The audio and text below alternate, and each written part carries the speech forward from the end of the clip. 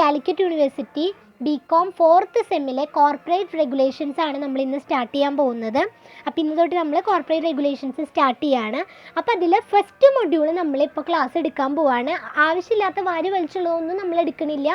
അധികം ടൈം ഇല്ലാത്തതുകൊണ്ട് നമ്മൾ ഏറ്റവും ഇമ്പോർട്ടൻ്റ് അല്ല, എക്സാമിന് വരുന്ന എല്ലാ ഭാഗങ്ങളും നമ്മൾ കവർ ചെയ്ത് പോവാണ് കേട്ടോ. അപ്പോൾ ക്ലാസ്സിലോട്ട് കിടക്കുന്നതിന് മുമ്പ് നമ്മുടെ ഈ ചാനൽ സബ്സ്ക്രൈബ് ചെയ്യാത്തവരാണെങ്കിൽ ഒന്ന് സബ്സ്ക്രൈബ് ചെയ്തിട്ടേക്കാം കേട്ടോ. അപ്പോൾ നമ്മുടെ കോർപ്പറേറ്റ് റെഗുലേഷൻസിൻ്റെ first module introduction to companies act 2013 ആണ്. മൊഡ്യൂൾ വൈസ് ടെക്സ്റ്റ് ആയാലും ചാപ്റ്റർ വൈസ് ടെക്സ്റ്റ് ആയാലും ഒന്നും ഒരു കുഴപ്പമില്ല, എല്ലാത്തിലും സെയിം പോർഷൻസ് തന്നെയാണ് കേട്ടോ.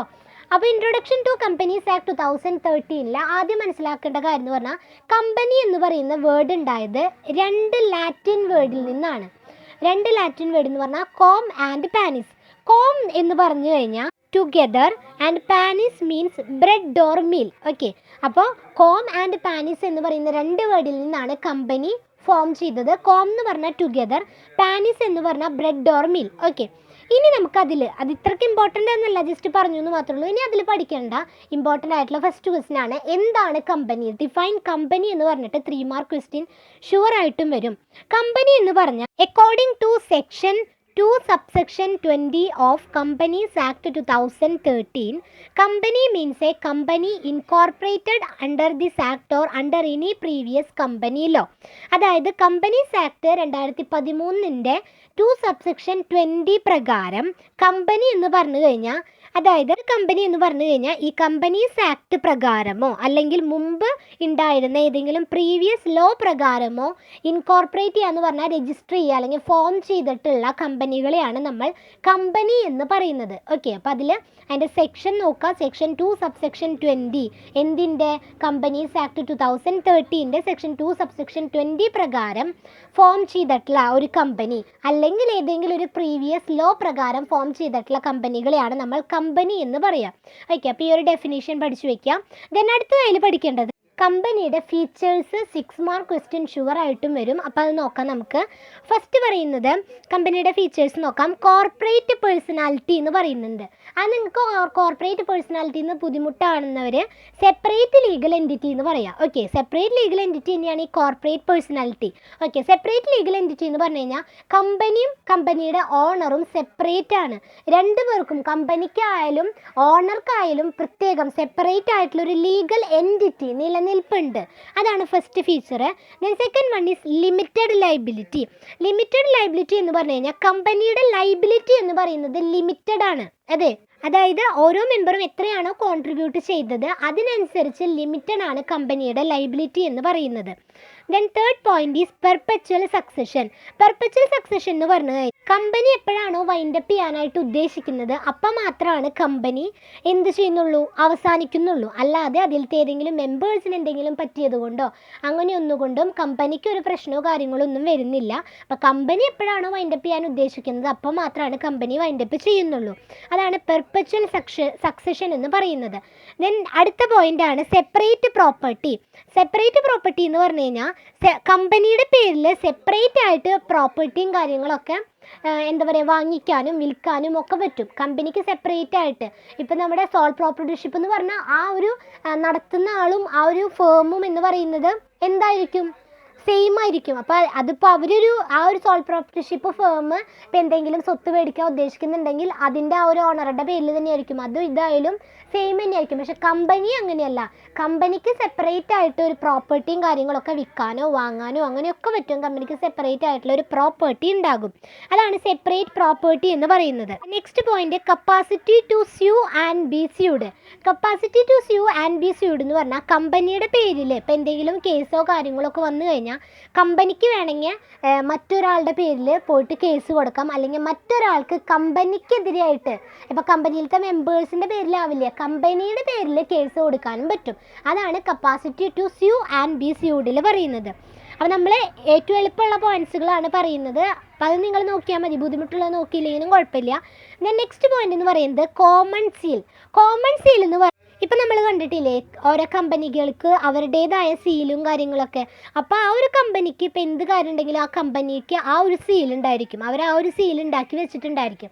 അപ്പോൾ അങ്ങനെ ഒരു കോമൺ ആയിട്ടുള്ള ഒരു സീല് കമ്പനിക്ക് ഉണ്ടാവും. അപ്പോൾ ഇത്രയാണ് കമ്പനിയുടെ ഫീച്ചേഴ്സ്. 6 മാർക്ക് ക്വസ്റ്റ്യൻ വളരെ ഇമ്പോർട്ടൻ്റ് ആണ് കേട്ടോ. അപ്പോൾ ഇതൊന്ന് നിങ്ങൾ ജസ്റ്റ് എക്സ്പ്ലെയിൻ ചെയ്ത് എഴുതുക കേട്ടോ. ദെൻ നെക്സ്റ്റ് അതിൽ പഠിക്കേണ്ടത്, അപ്പോൾ ചിലപ്പോൾ നമുക്ക് എന്താണ് കമ്പനി, അതിൻ്റെ ഫീച്ചേഴ്സ് അങ്ങനെയൊക്കെ ചിലപ്പോൾ ഒരു 10 മാർക്ക് ക്വസ്റ്റ്യനും പ്രതീക്ഷിക്കാം കേട്ടോ. അപ്പോൾ ആ ഒരു ഇതിൽ പഠിക്കുക. ദെൻ അടുത്തത് നോക്കേണ്ടത് കൈൻഡ്സ് ഓഫ് കമ്പനീസ്. പല ടൈപ്പ് കമ്പനികളുണ്ട്. 3 ടൈപ്പ് ഓഫ് കമ്പനികളാണ് ഇതിൽ പറയുന്നത്. ഫസ്റ്റ് എന്ന് പറയുന്നത് 1 person company. 1 person company define ചെയ്തിട്ടുള്ളത് സെക്ഷൻ 2 സബ്സെക്ഷൻ 62 പ്രകാരമാണ് കമ്പനീസ് ആക്ടിൻ്റെ. ദെൻ രണ്ടാമത്തെയാണ് പ്രൈവറ്റ് കമ്പനി. പ്രൈവറ്റ് കമ്പനി എന്ന് പറയുന്നത് സെക്ഷൻ 2 സബ്സെക്ഷൻ 68 പ്രകാരമാണ് കമ്പനീസ് ആക്ടിൻ്റെ ഫോം ചെയ്തിട്ടുള്ളത്. Then third one is public company. Public company എന്ന് പറഞ്ഞാൽ സെക്ഷൻ 2 സബ്സെക്ഷൻ 71 പ്രകാരമാണ് പബ്ലിക് കമ്പനി ഉണ്ടായത്. അപ്പോൾ ഇങ്ങനെ 3 ടൈപ്പ് കമ്പനീസ് ആണുള്ളത്. ഇനി ഇതിൻ്റെ ഫീച്ചേഴ്സ് ചിലപ്പോൾ നിങ്ങൾക്ക് ഇതിലേതെങ്കിലും എന്താണ് പബ്ലിക് കമ്പനി എന്ന് ചോദിക്കാം, അല്ലെങ്കിൽ എന്താണ് പ്രൈവറ്റ് കമ്പനി എന്നൊക്കെ ചോദിക്കാം. അപ്പോൾ ഇതിൻ്റെ ഫീച്ചേഴ്സിൽ നോക്കുക. നമ്മളൊരു ബോക്സ് പോലെ നിങ്ങൾക്ക് പഠിക്കാൻ എളുപ്പത്തിന് നിങ്ങൾ ജസ്റ്റ് അതൊന്ന് വിവരിച്ച് എഴുതുക. ഈ ബോക്സ് പഠിച്ചിട്ട് അത് വിവരിച്ച് എഴുതിയാൽ മതി കേട്ടോ. അപ്പോൾ ഫസ്റ്റ് എന്ന് പറയുന്നത് സെക്ഷൻ നോക്കാം.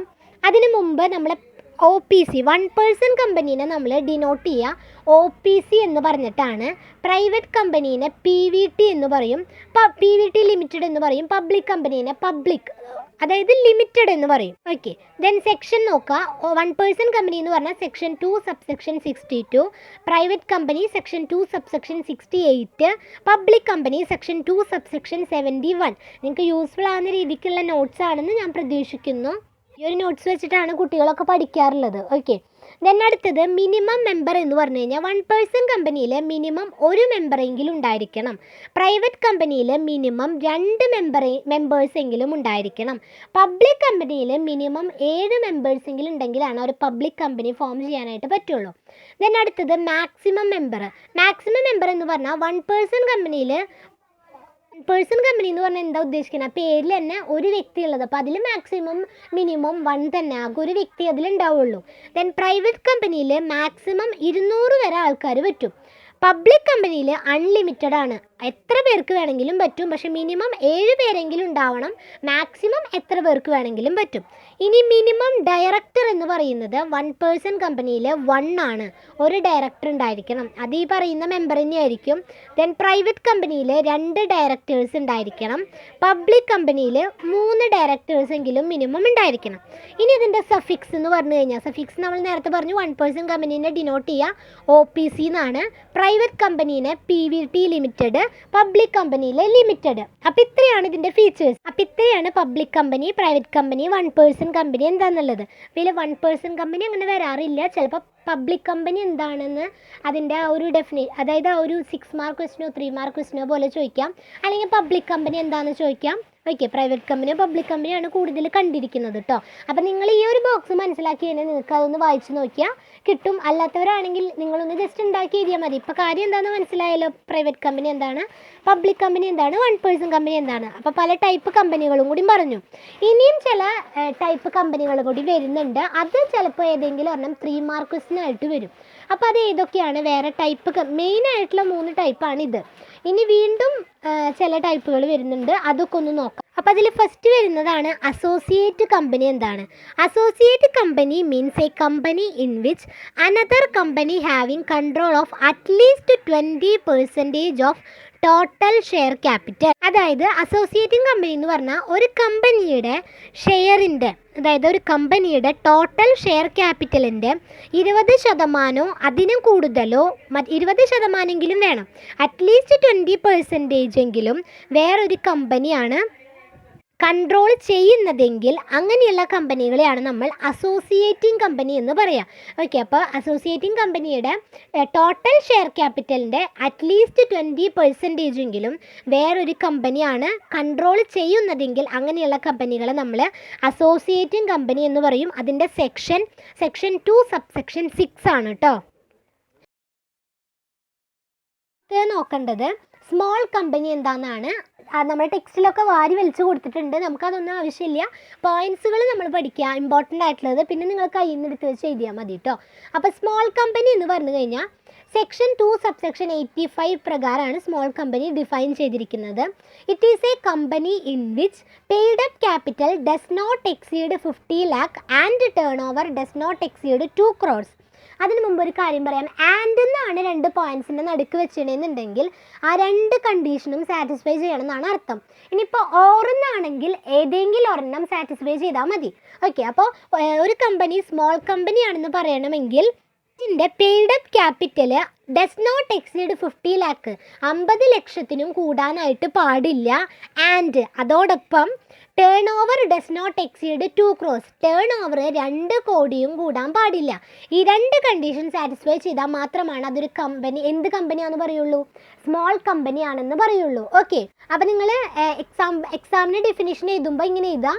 Section 2 subsection 85 defines small company is a company in which എന്ന് പറഞ്ഞിട്ട് ഈ 2 പോയിൻറ്റ്സ് താഴെ എഴുതാം. ഓക്കെ, അപ്പോൾ അത് പഠിച്ചു വയ്ക്കുക. 3 മാർക്ക് ക്വസ്റ്റ്യൻ വളരെ ഇമ്പോർട്ടൻ്റ് ആണ് കേട്ടോ. ദെൻ നമുക്ക് അടുത്തതിൽ പഠിക്കേണ്ടത് എന്താണ് ഗവൺമെൻറ് കമ്പനി നോക്കണം. ഗവൺമെൻറ് കമ്പനി എന്തായാലും നമ്മൾ ഏതൊരു കമ്പനി ആയാലും നമ്മൾ എക്സാമിന് എഴുതുമ്പോൾ അതിൻ്റെ സെക്ഷൻ വെച്ചിട്ട്, സെക്ഷൻ അറിയുന്നുണ്ടെങ്കിൽ സെക്ഷൻ എഴുതിയാൽ മതി. കൺഫ്യൂഷൻ ആണെന്നുണ്ടെങ്കിൽ രണ്ടും കൂടി സെക്ഷനൊക്കെ എഴുതാണെന്നുണ്ടെങ്കിൽ നമുക്ക് നല്ല രീതിക്ക് അവർക്ക് ഒരു ഇംപ്രഷൻ കിട്ടും. അപ്പോൾ സെക്ഷൻ മറന്നു എന്നുണ്ടെങ്കിൽ, അപ്പോൾ സെക്ഷനൊക്കെ മറന്നു അല്ലെങ്കിൽ ഓർമ്മയില്ല എന്നുണ്ടെങ്കിൽ വേറെ സെക്ഷൻ എഴുതി വെച്ച് ഫുള്ള് തെറ്റിക്കരുത്. ഓർമ്മയുണ്ടെങ്കിൽ സെക്ഷൻ അടക്കം എഴുതുന്നതായിരിക്കും നല്ലത് കേട്ടോ. അപ്പോൾ ഗവൺമെൻറ് കമ്പനി ഡിഫൈൻ ചെയ്തിരിക്കുന്നത് സെക്ഷൻ 2 സബ്സെക്ഷൻ 45 ആണ്. Government company means A company in which not less than 51% of paid up share capital is held by central government or state or governments or partially by central government and partially by state government. അതായത് ഒരു government government കമ്പനിയാണെന്ന് പറയണമെങ്കിൽ ആ കമ്പനിയുടെ 51% അതിനും കൂടുതലോ paid up share capital ഒന്നെങ്കിൽ central government, അല്ലാന്നുണ്ടെങ്കിൽ state ഗവൺമെൻറ്റോ മറ്റേതെങ്കിലും സ്റ്റേറ്റിലത്തെ ഗവൺമെൻറ്റുകളോ, അല്ലെങ്കിൽ പകുതി സെൻട്രൽ ഗവൺമെൻറ് പകുതി സ്റ്റേറ്റ് ഗവൺമെൻറ്, ഇതിലാരെങ്കിലും ഹെൽഡ് ചെയ്തിട്ടുണ്ടായിരിക്കണം. എങ്കിൽ മാത്രമാണ് നമ്മളതിനെ ഗവൺമെൻറ് കമ്പനി എന്ന് പറയുള്ളൂ. ഓക്കെ, അപ്പോൾ സെൻട്രൽ ഗവൺമെൻറ്റോ സ്റ്റേറ്റ് ഗവൺമെൻറ്റോ അല്ലെങ്കിൽ പകുതി സ്റ്റേറ്റ് ഗവൺമെൻറ്റോ പകുതി സെൻട്രൽ ഗവൺമെൻറ്റോ ഇതിലാരെങ്കിലും ഒരു കമ്പനിയുടെ പെയ്ഡ് അപ്പ് ഷെയർ ക്യാപിറ്റലിൻ്റെ 51% അതിനും കൂടുതലോ ഹെൽഡ് ചെയ്തിട്ടുണ്ടെങ്കിൽ മാത്രമാണ് അതിന് നമ്മൾ ഗവൺമെൻറ് കമ്പനി എന്ന് പറയുള്ളൂ. അപ്പോൾ അതും വളരെ ഇമ്പോർട്ടൻ്റ് ആയിട്ടുള്ളൊരു ക്വസ്റ്റ്യനാണ്, പഠിച്ചു വയ്ക്കുക കേട്ടോ. മൊഡ്യൂളിലെ ലാസ്റ്റായിട്ട് പഠിക്കേണ്ട ഒരു ടോപ്പിക്, വളരെ ഇമ്പോർട്ടൻ്റ് ടോപ്പിക്കുമാണ്, SAക്ക് ചാൻസ് ഉള്ളൊരു ടോപ്പിക്കാണ് lifting or piercing of corporate വെയിൽ എന്ന് പറയുന്നത്. അപ്പോൾ അതിൽ നമുക്ക് ആദ്യം എന്താണ് കോർപ്പറേറ്റ് വെയിൽ എന്ന് പഠിക്കണം. ഒന്നെങ്കിൽ 3 മാർക്ക് ക്വസ്റ്റ്യൻ ആയിട്ട് വരും, അല്ലെങ്കിൽ SA ക്വസ്റ്റ്യനിൽ 2 സബ് ക്വസ്റ്റ്യനൊക്കെ ഉണ്ടാവില്ലേ, അതിലൊരു ക്വസ്റ്റ്യൻ ആയിട്ടും വരാം. എന്താണ് കോർപ്പറേറ്റ് വെയിൽ എന്ന് നോക്കാം. അതായത് ഒരു കമ്പനി എന്ന് പറയുന്നത് ആർട്ടിഫിഷ്യൽ ആയിട്ടുള്ള ഒരു പേഴ്സൺ ആണ്. കാരണം കമ്പനിയുടെ ഷെയർ ഹോൾഡേഴ്സും എന്ന് പറയുന്നത് അവർക്ക് സെപ്പറേറ്റ് ആയിട്ടുള്ള ലീഗൽ എൻറ്റിറ്റി ഒക്കെ ഉണ്ടാകും. കമ്പനി എന്ന് പറയുന്നത് വേറെ ആയിരിക്കും, അതിലെ ഷെയർ ഹോൾഡേഴ്സ് അല്ലെങ്കിൽ അതിലെ മെമ്പേഴ്സും വേറെ ആയിരിക്കും. അപ്പോൾ അവർക്കൊരു സെപ്പറേറ്റ് ലീഗൽ എൻറ്റിറ്റി നിലനിൽപ്പുണ്ടാവും. അങ്ങനെ കമ്പനീനെയും ഷെയർ ഹോൾഡേഴ്സിനെയും സെപ്പറേറ്റ് ചെയ്യുന്ന ഒരു ഐഡൻറ്റിറ്റിനെയാണ് നമ്മൾ കോർപ്പറേറ്റ് വെയിൽ എന്ന് പറയുന്നത്. ഓക്കെ, അപ്പോൾ അത് 3 മാർക്ക് ക്വസ്റ്റ്യൻ എന്തായാലും വരും, പഠിച്ചു വയ്ക്കുക കേട്ടോ. അപ്പോൾ അങ്ങനെ ആ ഒരു കമ്പനീനെയും ഷെയർ ഹോൾഡേഴ്സിനെയും സെപ്പറേറ്റ് ചെയ്യുന്ന ഒരു ഐഡൻറ്റിറ്റി അല്ലെങ്കിൽ ആ ഒരു കൺസെപ്റ്റിനെയാണ് നമ്മൾ കോർപ്പറേറ്റ് വെയിൽ എന്ന് പറയുന്നത്. ഇനി അടുത്തത് അതിൽ പഠിക്കേണ്ടത് ഏതൊക്കെ സർക്കംസ്റ്റാൻസസ്, ഏതൊക്കെ സാഹചര്യങ്ങൾ കൊണ്ട് അല്ലെങ്കിൽ ഏതൊക്കെ കാരണങ്ങളിലാണ് കോടതിക്ക് ഈ ഒരു കൺസെപ്റ്റ്, ഈ ഒരു കോർപ്പറേറ്റ് വെയിൽ എന്ന് പറയുന്ന കൺസെപ്റ്റ് എടുത്തു മാറ്റാന്ന് പറഞ്ഞാൽ ലിഫ്റ്റ് ചെയ്യാനായിട്ട്, അതായത് ഈ ഒരു കൺസെപ്റ്റ് എടുത്തു മാറ്റാനായിട്ട് ഏതൊക്കെ സാഹചര്യങ്ങളിലാണ് കോടതിക്ക് പറ്റുക. അത് വളരെ ഇമ്പോർട്ടൻ്റ് ആയിട്ടുള്ളൊരു ക്വസ്റ്റ്യൻ ആണ്. അപ്പോൾ ഒന്നെങ്കിൽ അത് ചിലപ്പോൾ 6 മാർക്ക് ക്വസ്റ്റ്യൻ ആയിട്ട് വരാം, അല്ലെങ്കിൽ എന്താണ് കോർപ്പറേറ്റ് വെയിൽ, അല്ലെങ്കിൽ ആ ഒരു കോർപ്പറേറ്റ് വെയിൽ ലിഫ്റ്റ് ചെയ്യാനുള്ള സർക്കംസ്റ്റാൻസസ്, സാഹചര്യങ്ങൾ അല്ലെങ്കിൽ കോസസ്, കാരണങ്ങൾ, ഇത് രണ്ടും കൂടിയിട്ട് ഒരു SA ക്വസ്റ്റ്യനും വരാം കേട്ടോ. അപ്പോൾ ഫസ്റ്റ് കാര്യം എന്ന് പറയുന്നത് പ്രൊട്ടക്ഷൻ ഓഫ് റവന്യൂ. അതായത് ആ കമ്പനി എന്തെങ്കിലും ടാക്സിവേഷൻ എന്ന് പറഞ്ഞാൽ നികുതി വെട്ടിപ്പ് നടത്തുകയാണെങ്കിൽ കോടതിക്ക് ഈ ഒരു കൺസെപ്റ്റ്, കോർപ്പറേറ്റ് വെയിൽ എന്ന് പറയുന്ന കൺസെപ്റ്റ് എടുത്തു കളയാം. കാരണം നികുതി വെട്ടിപ്പ് നടത്തുക കമ്പനി ആവില്ലല്ലോ, കമ്പനിയിലത്തെ മെമ്പേഴ്സ് ആയിരിക്കും. അപ്പോൾ അതും കമ്പനി ആയാലും മെമ്പേഴ്സ് ആയാലും എന്തായാലും അത് ഒരുമിച്ച് തന്നെയാണ് വരിക. അപ്പോൾ അതിനെ ഒരു സെപ്പറേറ്റ് ആണെന്ന് പറയാനായിട്ട് പറ്റില്ല. അപ്പോൾ ആ ഒരു സിറ്റുവേഷനിൽ കോടതിക്ക് ഈ ഒരു കൺസെപ്റ്റ് എടുത്ത് മാറ്റാം. Then determination of enemy character of the അതായത് ഒരു കോടതിക്ക് എന്തെങ്കിലും കേസോ കാര്യങ്ങളൊക്കെ വന്നിട്ടുണ്ടെങ്കിൽ ആ ഒരു കമ്പനിയുടെ ക്യാരക്ടർ, ആ ഒരു കമ്പനി എനിമി കമ്പനിയാണോ അല്ലെങ്കിൽ ഫ്രണ്ട്ലി കമ്പനിയാണോ, അതിൻ്റെ ക്യാരക്ടർ അറിയണമെന്നുണ്ടെങ്കിൽ ഈ ഒരു കോർപ്പറേറ്റ് വെയിൽ എന്ന് പറയുന്ന കൺസെപ്റ്റ് എടുത്ത് മാറ്റണം. അപ്പോൾ അങ്ങനെയുള്ള ഒരു സിറ്റുവേഷനിൽ, അങ്ങനെ കമ്പനിയുടെ ക്യാരക്ടർ കണ്ടുപിടിക്കേണ്ട സിറ്റുവേഷനിൽ കോർട്ടിന് അല്ലെങ്കിൽ കോടതിക്ക് ഈ ഒരു കൺസെപ്റ്റ് എടുത്ത് മാറ്റാം. ദെൻ മൂന്നാമത്തെ പ്രിവെൻഷൻ ഓഫ് ഫ്രോഡ്. അതായത് പ്രിവെൻഷൻ ഓഫ് ഫ്രോഡ് എന്ന് പറഞ്ഞാൽ കമ്പനി എന്തെങ്കിലും ഫ്രോഡ്, ചതി കാര്യങ്ങൾ ചെയ്തിട്ടുണ്ടെങ്കിൽ അല്ലെങ്കിൽ ഇംപ്രോപ്പർ കണ്ടക്റ്റ് എന്തെങ്കിലും ചെയ്തിട്ടുണ്ടെങ്കിൽ അതിൻ്റെ സത്യാവസ്ഥ മനസ്സിലാക്കാൻ വേണ്ടിയിട്ട് കോടതിക്ക് വേണമെങ്കിൽ ഈ ഒരു കോർപ്പറേറ്റ് വെയിൽ എന്ത് ചെയ്യാം, ലിഫ്റ്റ് ചെയ്യാനായിട്ട് പറ്റും. Court may lift the corporate veil and look at the reality of the situation. ആ സിറ്റുവേഷൻ്റെ യാഥാർത്ഥ്യം മനസ്സിലാക്കാൻ വേണ്ടിയിട്ട് കോടതിക്ക് വേണമെങ്കിൽ ആ ഒരു കോർപ്പറേറ്റ് വെയിൽ എന്ന് പറയുന്ന കൺസെപ്റ്റ് എടുത്ത് മാറ്റാം.